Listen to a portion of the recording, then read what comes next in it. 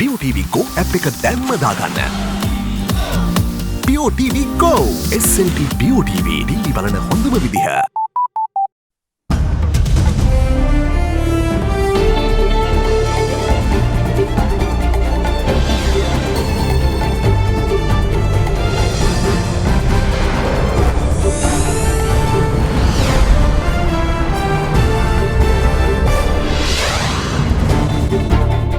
Tonight, price of a short memory. Too much freedom, too much peace. The army commander hits the nail on the head. People forget what happened for 30 years. And people are enjoying peace and they neglected security. Hope or expectation? The Minister of Finance sees the tourism sector bouncing back. We get the feeling that they are returning. No help from the neighbours. The Sri Lankan government yet to seek India's assistance in probing Easter Sunday attacks. We have not received any request from the Sri Lankan government. All that and much more coming up on First at 9 this Friday, the 3rd of May 2019. අයඩෙක්ස් ඇතුළත ඉදිමීම සමනය කරන අතර විනාඩි 5කින් ක්‍රියා කිරීම ආරම්භයි. අයඩෙක්ස් දිවියට නව දිරයක්. අයඩෙක්ස් වෙතින් එසේ කැක්කුමට විශේෂඥයා අයඩෙක්ස් හෙඩ් ෆාස්ට් ඉක්මනට සහනය අදම අත්විඳින්න. From AdaDerana, this is AdaDerana First at 9. Live from Studio 24 in Colombo.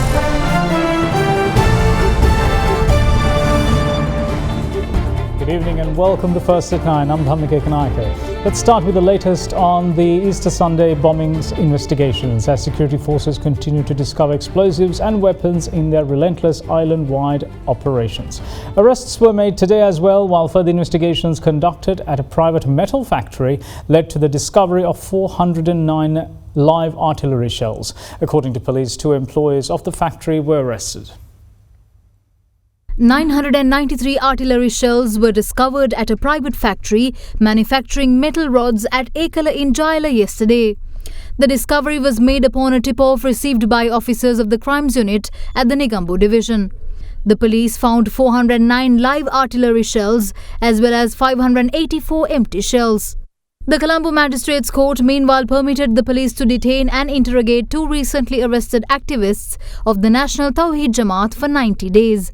The 2 NTJ activists, Mohammad Ismail and Mohammad Aliyar, were apprehended in Kotahena while residing at an apartment complex. The duo is yet to be produced before court. The police, however, submitted a report to the court today stating that documents and compact discs containing extremist ideologies of the NTJ as well as laptop computers, mobile phones and other equipment were taken into their custody. Meanwhile, the Colombo Magistrates Court also permitted the Harbour Police to detain and interrogate an employee of the Ports Authority for a period of 30 days arrested on suspicion of extremist acts. After being produced before court, police informed court that CDs found in possession of the suspect contained extremist ideologies, while a cheque of 1 million rupees was also found. Police added that several large-scale transactions had been carried out through his bank account.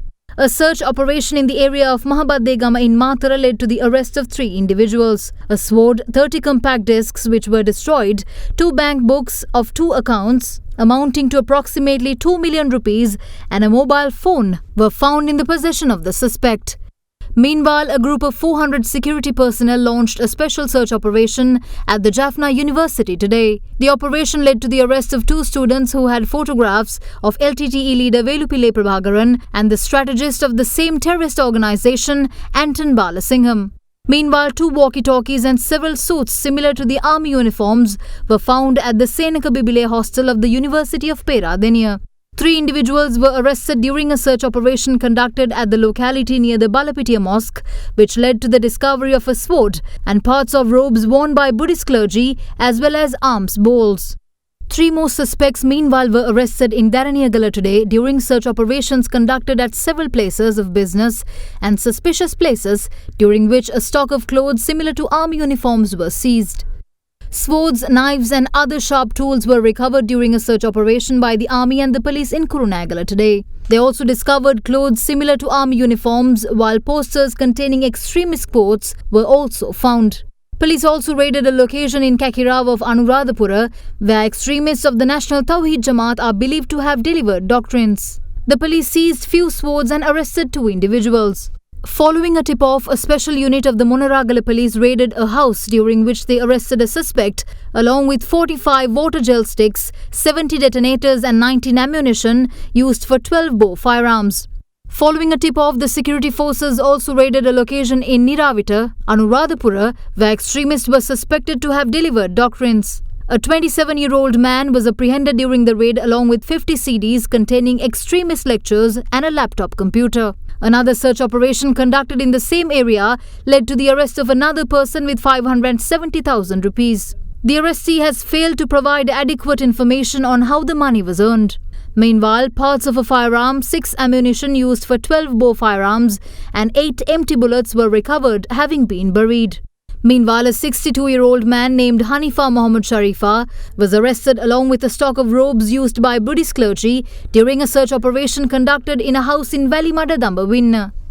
Meanwhile, the Putlam police searched a suspicious parcel left near the Balleria Canal and recovered 2 T-56 firearms. In the meantime, a luxury motor vehicle belonging to a security company was inspected by the police at Katugastura today. A pistol and an air rifle was recovered from the vehicle and the police arrested the owner and the driver of the vehicle. Inquiries revealed that the accountant of a famous biscuit factory in the country has given the relevant firearms to be transferred to another location. Accordingly, the owner of the particular biscuit factory and the accountant was apprehended by the police. Meanwhile, the police special task force recovered 93 live ammunition used for 12 bore firearms, 8 other live ammunition and 9 empty shells from a drain in the area of Nigambo. 699 lead balls and several number plates used for motorcycles were discovered from a house in the area of Gaul yesterday. Meanwhile, a joint search operation by the police and the army led to the apprehension of 3 suspects along with handcuffs and empty bullet shells. Police were also able to recover 7 swords from the Pradeepa Hall in Maligavatta.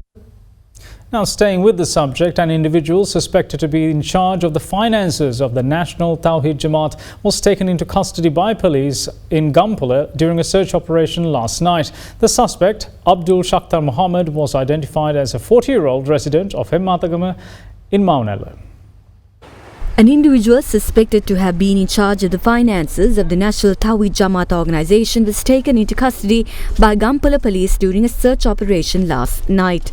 The suspect, who was identified as Abdul Shakhtar Mohammed, was found hiding at a rented house close to the owner of the footwear store, who hid 2 suspects recently.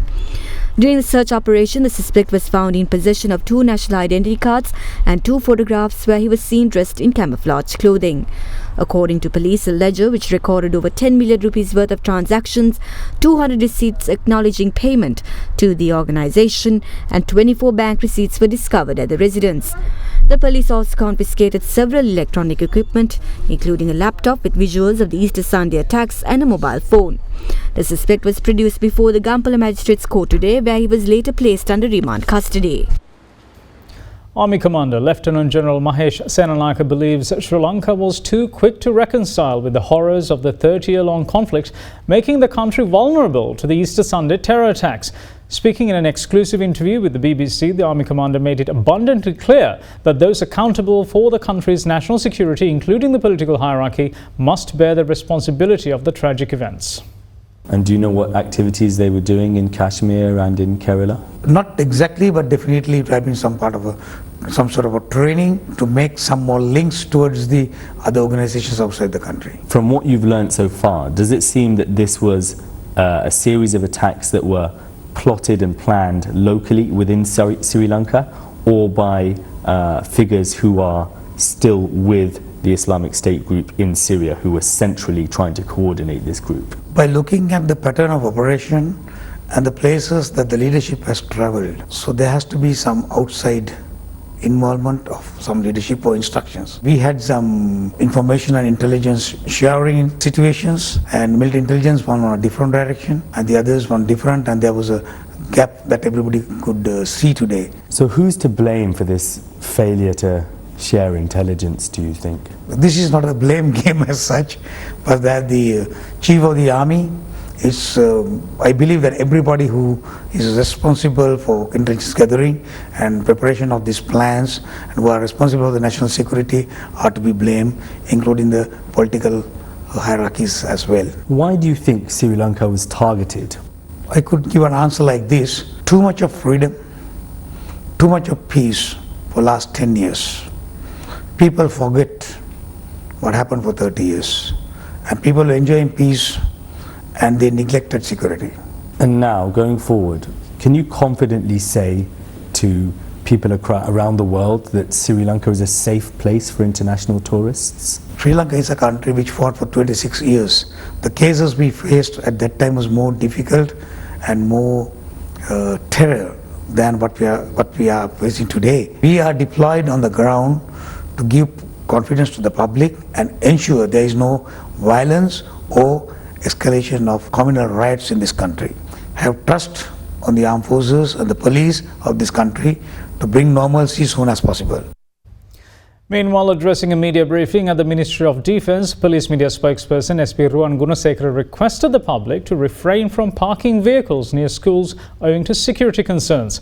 Also speaking at the same media briefing, spokespersons of the tri-forces gave their respective updates on the search operations conducted across the island. During last 48 hours, nearly 15,000 troops from tri-services had been deployed all over the country. Considering social activities in the coming week, accordingly, security will be further beefed up. Meanwhile, during the last 24 hours, special operations were conducted by the army. During these operations, 120 suspects were arrested and some amount of detonators, explosives, warlike equipments, ammunition, etc. were taken into custody. Special security arrangements have been made to provide security to schools, religious places and tourist hotels, etc. Cordon and search operations were conducted in Periyapadu, Moondalama by Sri Lanka Air Force Station Palavi. These operations resulted in the arrest of 2 suspects who were handed over to the police in Udappua for further investigations. Cordon and search operation by Sri Lanka Air Force Base Katunayaka in the Negombo area resulted in the arrest of 32 suspects who also have been handed over to the Negombo police for further investigations. During a search operation in Jail area, while searching 12 Pakistani nationalities, it was revealed that only 2 possessed visa. All of them were arrested by the Navy and handed over to the Jala police station for further investigation. During a cleaning operation in Kalmune area, the Navy could recover 22 PVC tubes filled with the explosives. So all of them were carefully exploded by the Sri Lanka Navy bomb disposal team. Again, I would like to remind that the Navy has started cleaning and the renovation of Kochikade Church. Israeli blockchain intelligence company Widestream reveals that Bitcoin donations to ISIS soared a day before the Easter Sunday terror attacks in Sri Lanka. Its investigation results were published by the media outlet The Globes, which added that the terrorist group used Canadian-based coin payments platform to convert Bitcoin to money. They also claim that terrorist organizations are increasingly making Bitcoin their favored mode of financing owing to its anonymity and availability.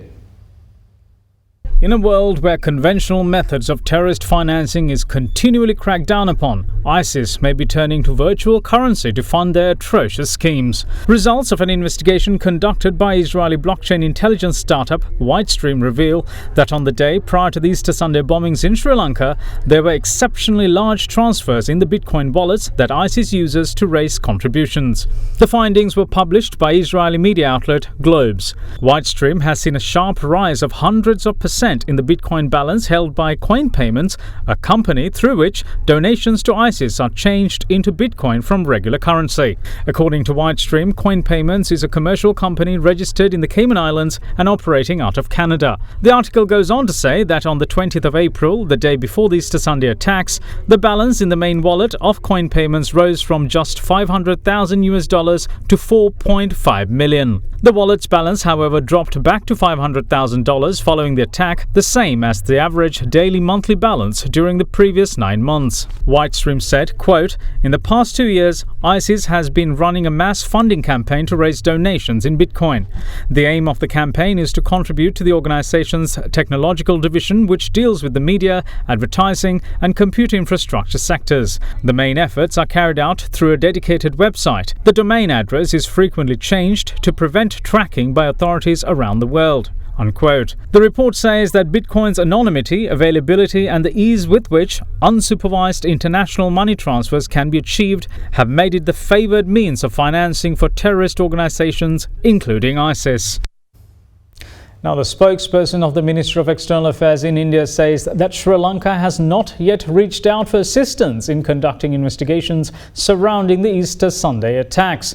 Sri Ravish Kumar, who made this revelation at a media briefing held at the ministry yesterday, added that India is ready to assist the island nation in all ways possible should a request be made. This comes in a backdrop where India too has voiced concerns over ISIS sleep cells in South India. Currently, there are several intelligence agencies on Sri Lanka soil from various other countries, including Australia, UK Interpol, the Federal Bureau of Investigations and US intelligence and law enforcement agencies who are assisting in investigations. Moreover, it is also accepted that intelligence information pertaining to the Easter Sunday attacks in fact came from India. So in the aftermath of the Sri Lanka terror attack, India does get impacted by whatever happened in its neighborhood, especially in Sri Lanka. What kind of support you're providing to the Sri Lankan government? We saw reports of raids in Kerala and Tamil Nadu. So can you just brief us about the entire developments? We have not received any request from the Sri Lankan government, and as and when we receive a request, India is ready to assist Sri Lanka in all possible ways as per the request and requirement. There are also reports, media reports about some connection about terrorists and linkages, etc. These are matters which are being dealt by specific agencies in the government of India, and I think they are perhaps responsible to answer those queries. In another turn of events, a Lebanese media today revealed that what it claims to be a confidential document which was sent from the Saudi Arabian Ministry of Foreign Affairs to the Saudi ambassador in Sri Lanka. It is claimed that the exposed letter was sent to the Saudi ambassador 5 days prior to the Easter Sunday attacks in Sri Lanka with what appears to be warnings of a persistent threat, especially on Easter Sunday.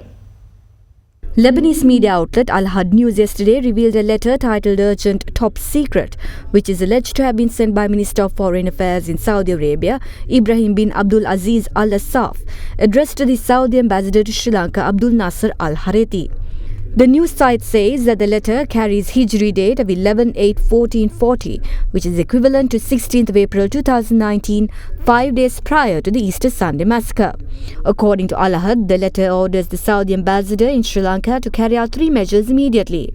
As said by the news outlet, the first order is to delete all documents, computer data and latest correspondence with domestic and foreign members and groups, in addition to imposing a curfew for the embassy personnel unless it is necessary. The ambassador is then asked to inform all those related to the Kingdom of Saudi Arabia, including councillors, security forces and intelligence during the 3 coming days, especially on the Christian Easter Day, to avoid presence in public and crowded places, namely churches. Finally, he is ordered to send written news about the Sri Lankan authorities and their viewpoints regularly to this ministry. The Prime Minister visited the Zion Church in Batticaloa today. We'll bring you what he said after this break. Stay tuned.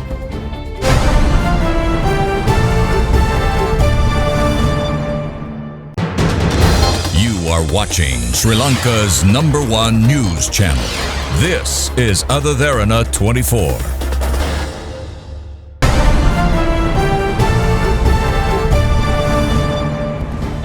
Welcome back. You're watching First at 9. Now, Prime Minister Ranil Wickremesinghe pledges to take all necessary steps to eliminate the so-called Islamic State from the country. He made the pledge to media as he visited the Zion Church in Batticaloa, which was recently attacked on Easter Sunday. The Premier also said that the government will do everything possible to revive the lives of the people. Prime Minister Ranil Wickremesinghe today engaged in a visit to the Zion Church in Batticaloa, which was destroyed in the Easter Sunday attacks.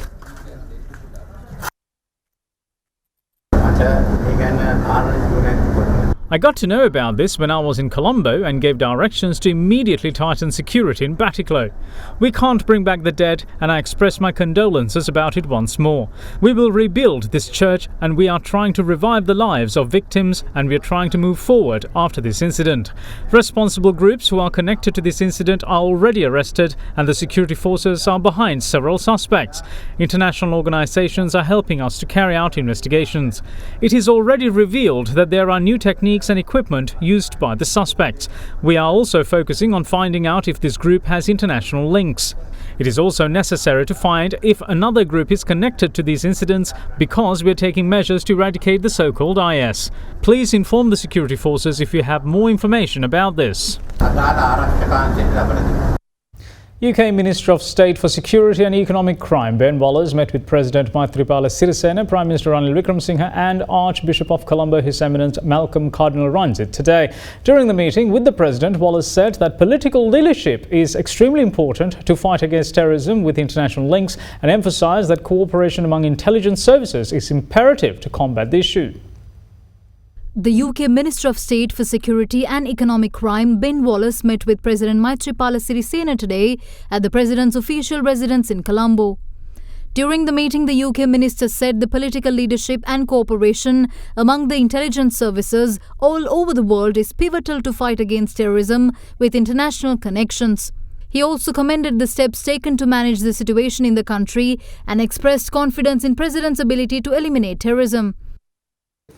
Meanwhile, British High Commissioner to Sri Lanka James Dowris and Minister for Security and Economic Crime Ben Wallace called on the Archbishop of Colombo His Eminence Malcolm Cardinal Ranjit today. Now, a special meeting was held last night between the President and MPs from the opposition on the current security situation in the country. Following the meeting held at the President's official residence in Colombo, UPF MP Gamuni Lokage told media that the President briefed the group on measures taken to address issues surrounding national security. He went on to say that the President informed them that intelligence services from different countries who are currently in Sri Lanka were not invited by the government but are here on a temporary basis and will return to their respective countries once their work is done. When the MP was asked on the President's stance on introducing new laws to strengthen national security, the MP Lokage noted that the President is against the introduction of the Counter-Terrorism Act.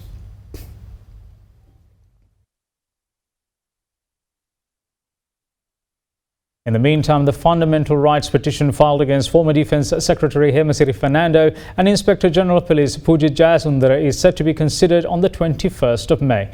The petition was taken up before the Supreme Court judge bench comprising Justices Buaneka Aluhare and Preeti Padman Surasena today. Attorney General told the court that a decision is yet to be reached on appearing on behalf of the IGP and the former Defence Secretary.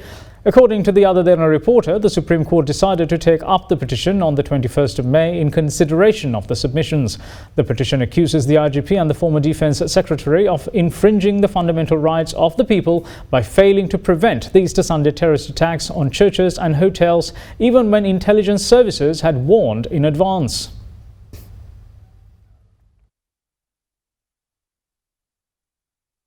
And moving on with other news, 3 suspects who were arrested last evening while attempting to post 640 defamatory letters which incite enmity among public were handed over to Colombo Crimes Division for further investigations today. The suspects are identified to be former employees of the Ministry of Highways and Public Enterprise. Colombo Fort Police arrested 3 persons at the Central Mail Exchange in Colombo last night with defamatory letters which incite enmity among the public. They had arrived at the Colombo Central Mail Exchange to post 640 letters but had not handed over a copy of the letters to postal officers as expected. Postal officers who opened the letters under the objections of the suspects found a 3-page letter addressed to various temples across the country containing the names of the President while encouraging treason as well as words inciting enmity among various ethnicities. Colombo Fort Police arrested the 3 suspects with the letters at the Central Mail Exchange. One suspect is identified to have worked at the Ministry of Highways during the tenure of Minister Lakshman Kiriyal. Another suspect is identified to be a former cameraman at the Ministry of Public Enterprise, Candian Heritage and Candy Development. Police said that the trio was handed over to the Colombo Crimes Division at around 1:45 this morning. They were then brought to the Ministry of Public Enterprise, Candian Heritage and Candy Development at the World Trade Center. Officers of the Colombo Crime Division examined the ministry and took several computers into custody since it was revealed that those equipment was used in printing the letters in question. When AdaDerana contacted Minister of Public Enterprise, Candian Heritage and Candy Development Lakshman Kiriyalla, he said that he has informed his media unit to share material with research value with the people. The minister, however, said that he did not see the last copy of the letter and he did not go to the ministry after the 21st of last month. He also asked police to release the letters in question to the public, saying they don't contain derogatory material. You are watching Sri Lanka's #1 news channel. This is AdaDerana 24.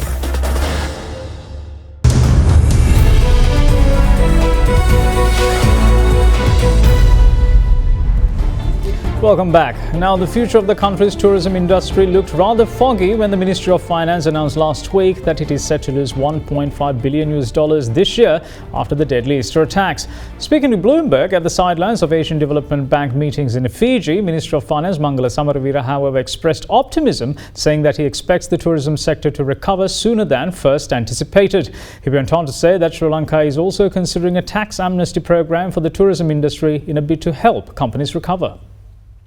The rupee has been pretty stable, and rupee bonds have been pretty stable as well. There's no sell-off. How do you read that? I would say it is because of the fact that during the last 4 years, we actually laid a very strong foundation for the economy based on sound macroeconomic fundamentals. But some people think that the market reaction could be too early to read into. Of course, it may be too early, but all the macroeconomic indicators show otherwise. For example, the foreign reserves at 7.6 billion to cover nearly 4 months of imports. The trade deficit declining to a 5-year low in February. Sri Lanka again achieving a primary balance surplus. For the first time in 60 years are some of the indicators that Sri Lankan economy can manage to storm. And even the tourist, because that is an industry which collapses in any country the moment there's a terrorist attack,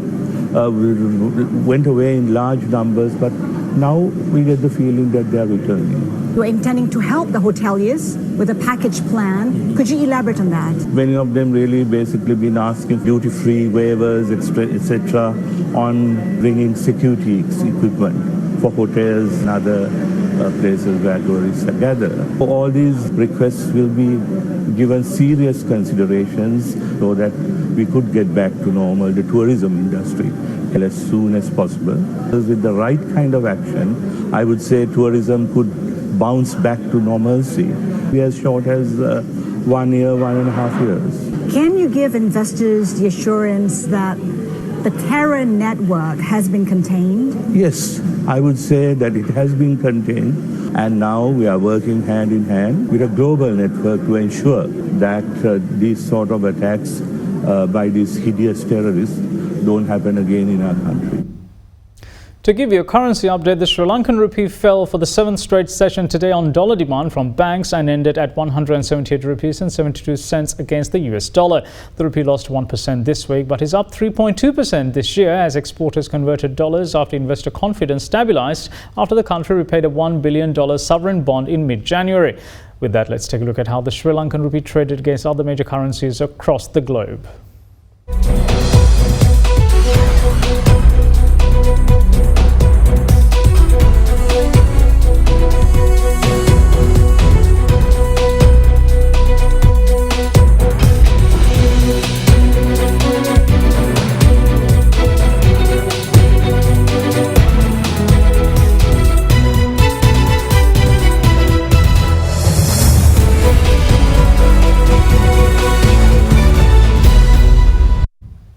Time for sports. Now, the security situation in the country, the looming Cricket World Cup set to get underway on the 30th has taken a back seat. The tournament, however, is guaranteed to go ahead, and the latest ODI rankings, or team rankings that is, from the ICC does not bode well for the island nation as it slumped to 9th.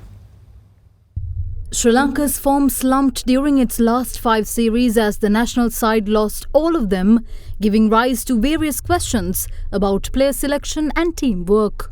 According to the updated version of the ICC men's ODI team rankings, Sri Lanka is below all the established cricketing nations, reduced to occupying 9th place, while England and India retain the top 2 spots. Speaking to First at 9, former Sri Lankan cricketer Sidath Vettimuni touched on the areas Sri Lanka needs to work on during the upcoming World Cup. Well, it's not a good sign, but I think at this stage we just need to get it out of our heads and go positive for the World Cup. We need to have a clear-cut strategy when we play in England, and I think we suffer from what I call the Jayasuriya syndrome. We think we have a Jayasuriya up front and we try to score too fast and lose too many wickets too soon. Especially in England, I think the key is to get to 150 runs without losing more than 2 or maximum 3 wickets. If we do that, we can then accelerate and get to anything above 270. And then our bowlers have a chance to defend what we make. What we have been doing wrong, in my opinion, is we are losing far too many wickets before 100. If you take the South African series, which is what we can go by, we had lost 4 wickets by the time we came to 100. And then you are struggling from there onwards. So to me, the key is batting sensibly in the first 30 overs and then building on the next 20 overs. I don't want to comment on the team itself. I have a few disagreements on the team, but that's now irrelevant. The team is chosen. They need to work as a unit. I'm sure they will. Once you go on the World Cup, your motivation and your one intention is to win matches. So let's hope they play as a team. And that's it from all of us here at First at 9. Thanks for your company. Bye for now.